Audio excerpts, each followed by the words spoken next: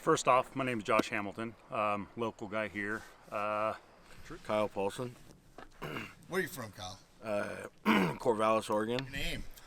My name's Carlton Wolfgram, from New Zealand, but I've been living in Oregon for about 8 years now. I'm Colin. I'm from Eugene, so a few hours north of here. I got a wife and 4 kids. I was in the Marine Corps for a year, so I'm a veteran. I just really enjoy getting out here, being in the wilderness. I'm just excited to have some fellowship and just wander, really. My name is Austin. I'm from Myrtle Creek, Oregon, small town. I'm a logger. Work for my family business, Huffman Right. My name's Sam Friesen. I'm from Kaiser, Oregon, and I'm super excited to be here. I'm Randy Loffer from Grants Pass, Oregon, and I've been waiting for this for quite a while.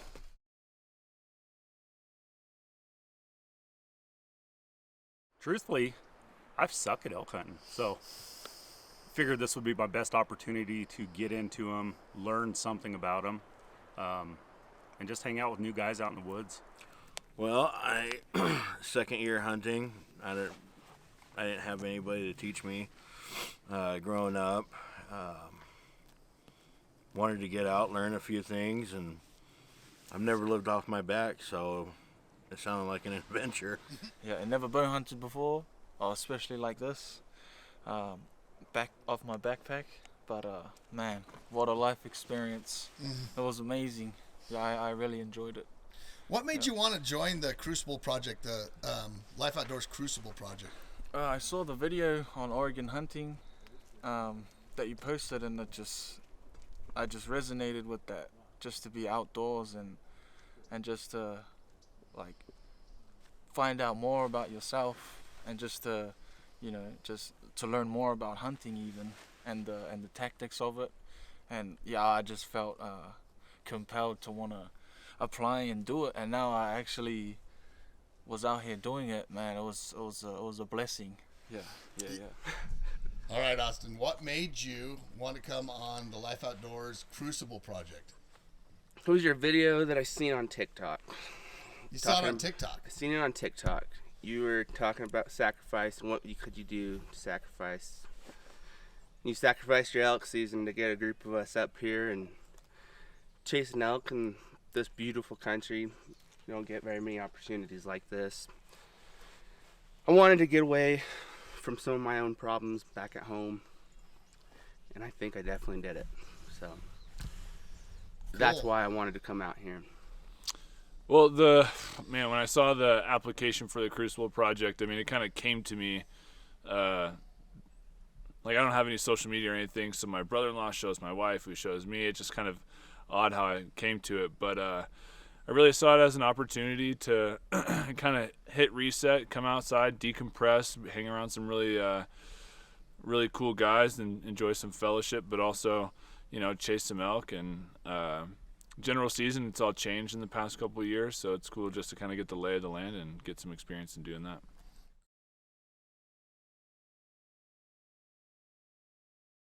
Figured we'd hike a bit, but not nearly as much as we did. What surprised me most was how beautiful the country was. I was just, because I love nature and hiking, but being out and knowing that there's something that we could harvest was just,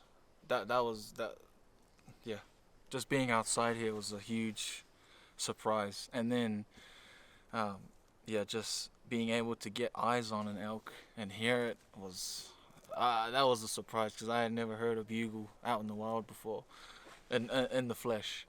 Yeah. I mean, it surprised me how much we had to hike. When we got into the elk, it was, I learned that I need a lot of patience. Pandemonium. Yes, it was a cluster, but It was not what I expected, but I persevered and got the nickname Bear, clawing my way through it. I mean, I think that I've learned a lot about myself, in that, there needs. I mentioned before that the decompression and the resetting, and I think I take for granted. Like I had almost everything that was on the packing list. I have hunting partners, and like we have all the equipment. I got a tent on the back of my truck. Like getting outside is something that I'm always prepared to do.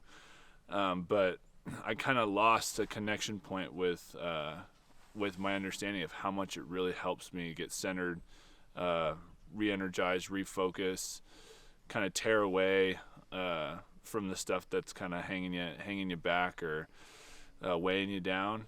Just come out and hit that reset button and decompress and really focus on what really matters. Oh yeah, relaxing. It's as much as we worked while doing this, it was relaxing for me.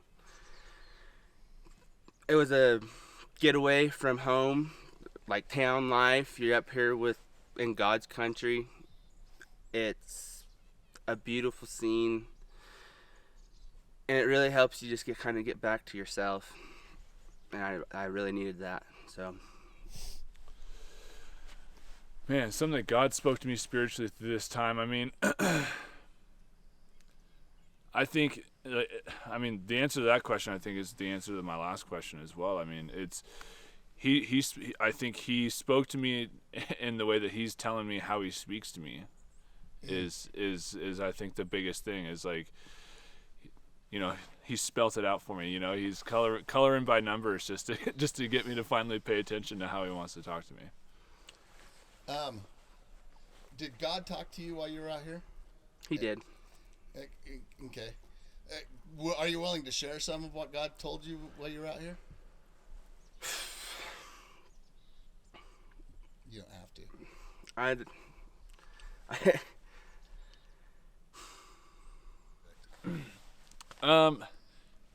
Frankly, what I didn't expect to happen was actually building a relationship with the other, like, contestants, I guess, if you want, or applicants.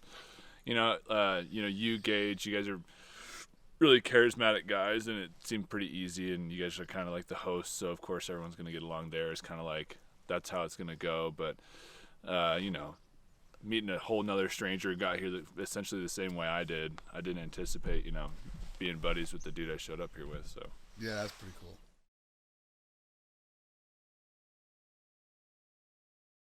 One last thing is, if somebody wanted to do this, what would you tell them? Would you tell them it's worth your time, or what would you tell them to do? I tell them no second guesses. Like, just pull the ripcord and jump on this thing.